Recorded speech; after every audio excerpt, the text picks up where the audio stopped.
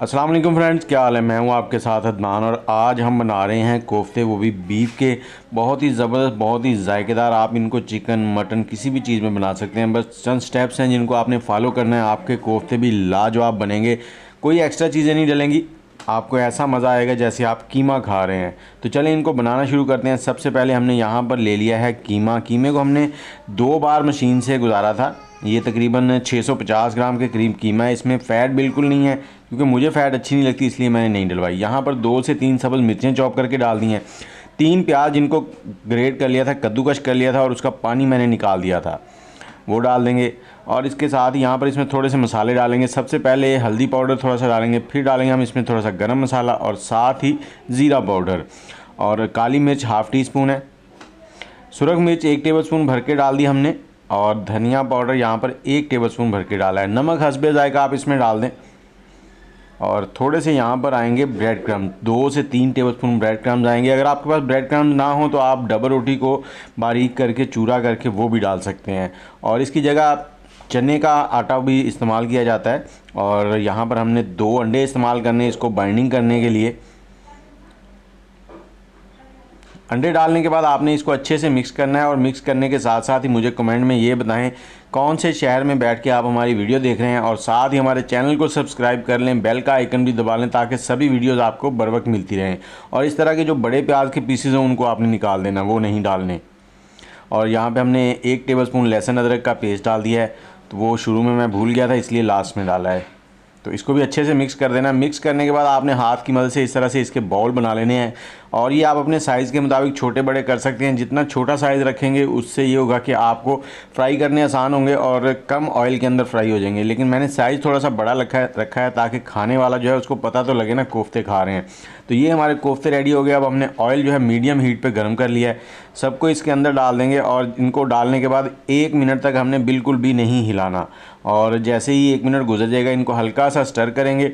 और उसके बाद हमने चूल्हे का फ्लेम जो है वो मीडियम से भी थोड़ा सा कम कर देना और इसको 12 से 14 मिनट हमने फ्राई कर लेना। यहाँ पर इतने में ये बिल्कुल अंदर तक टेंडर हो जाएंगे। इनको ज़्यादा चम्मच नहीं चलाना आपने, बस हल्के हाथ से 1-2 बार चलाना है। और जैसे ही ये बिल्कुल फ्राई हो जाए, कुछ इस तरह की कलर आ जाए, 12 मिनट गुजर चुके हैं, तो इनको आपने प्लेट में निकाल लेना है।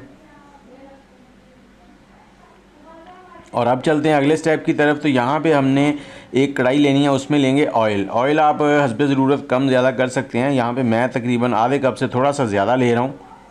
और ये वही ऑयल है जिसके अंदर हमने कोफ्ते फ्राई किए थे। इसमें डालेंगे हम 3 प्याज, इस तरह से रफली से चॉप कर लिए हैं हमने। इनको यहाँ पे थोड़ा सा पकाएंगे। जैसे ये थोड़े से नरम हो जाएंगे तो हमने 1 टेबलस्पून लहसुन अदरक का पेस्ट इसमें ऐड कर देना है। तो लहसुन अदरक का पेस्ट इस पॉइंट पे ऐड करेंगे। और ऐड करने के बाद हमने उसको 3 से 4 मिनट फ्राई करना है ताकि उसका कच्चापन ख़त्म हो जाए। इसको यहीं पे फ्राई कर लें, बाद में फिर इसका जो स्मेल है ना वो नहीं ख़त्म होती। यहाँ पे अगर आपने इसको अच्छे से फ्राई कर लिया तो ठीक हो जाएगा। और इसके बाद हमारे पास 3 टमाटर थे बड़े साइज़ के, उनको हमने डाल देना है। और टमाटर डालने के बाद इनको भी हम यहाँ पे चलाएंगे। इनको बिल्कुल हमने फ्राई नहीं करना, बस इतना पकाएंगे कि ये थोड़े से नरम हो जाएं। और साथ ही इसमें 2-3 मसाले भी डालेंगे, ज़्यादा मसाले नहीं इसके अंदर जाएंगे।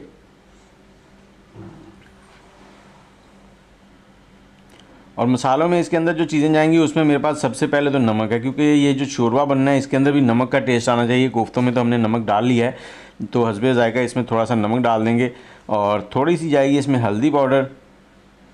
और हल्दी पाउडर के साथ ही हमने इसमें डालना है थोड़ा सा कुटी हुई लाल मिर्च, क्योंकि हमने इसको मिक्सी के अंदर पीसना है। तो वो कुटी हुई डाल लें या पाउडर मिर्चें डाल लें, सारी बराबर हो जाएंगी, कोई ऐसा इशू नहीं है। तो इनको हमने यहाँ पर थोड़ी देर चला लेना ताकि ये मसाला भी भुन जाए। साथ ही मसाले के भुनने के साथ साथ ही जब टमाटर अच्छे से नरम हो जाएंगे तो हमने इन टमाटरों को साइड में रख देना, थोड़ा सा ठंडा होने देना है।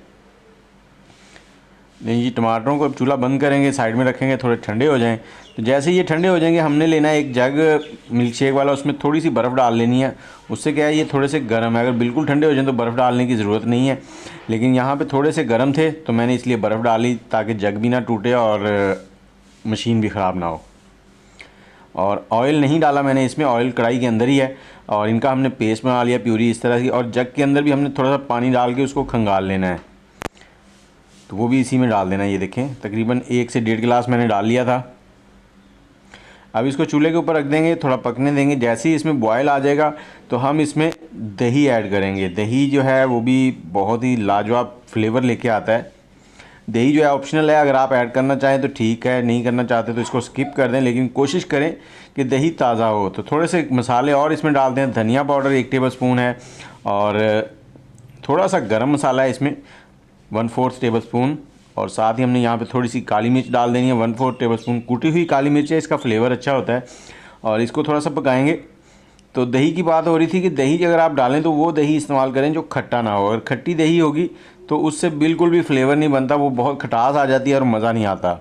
बहुत से लोग कोफ्ते जो हैं वो कड़ी में भी डालते हैं। तो यहाँ पे मैंने तकरीबन 100 ग्राम दही है वो डाल दी है। इसको भी पकाएंगे थोड़ी देर। जैसे ही इसमें बॉयल आना शुरू हो जाएगा उसके बाद 2 से 3 मिनट हमने इसको पकाना है। और उससे अगला स्टेप जो है वो है जी इसमें कोफ्ते ऐड करना। कोफ्ते हमारे तकरीबन 80% तक टेंडर हो चुके हैं, बाकी हमने यहाँ पे उनको देनी है स्टीम। तो जैसे ही इसमें बॉयल आने लग जाएगा तो हमने सारे कोफ्ते इसमें डाल देने हैं। कढ़ाई आपने इसी हिसाब से लेनी है जिसमें सारे कोफ्ते आ जाएं। ये ना हो कि आपके कोफ्ते ऊपर रह जाएँ, पानी नीचे रह जाए। तो ये थोड़े थोड़े डिप होने चाहिए। 2 से 3 सब्ज़ मिर्चें डाल दी और इसके बाद हमने इसको 12 से 14 मिनट लो फ्लेम पे, बिल्कुल लो जो दम वाला फ्लेम होता है उससे थोड़ा सा तेज़ करके पका लिया है। और ये कोफ्ते देखें इनका कलर भी चेंज हो चुका है और ये रेडी हो चुके हैं। इस पॉइंट पे हमने इनको थोड़ा सा धनिया डालना है और थोड़ा सा अदरक इसके ऊपर गार्निश कर देंगे। बहुत ही लाजवाब किस्म की खुशबू आ रही है और इसको खुद खाएं, मेहमानों को खिलाएं, सब आपकी तारीफ़ें करेंगी। उम्मीद है वीडियो आपको अच्छी लगी होगी। अगर अच्छी लगी है तो लाइक शेयर और कमेंट ज़रूर कर दें। दुआओं में याद रखिएगा। अल्लाह हाफिज़।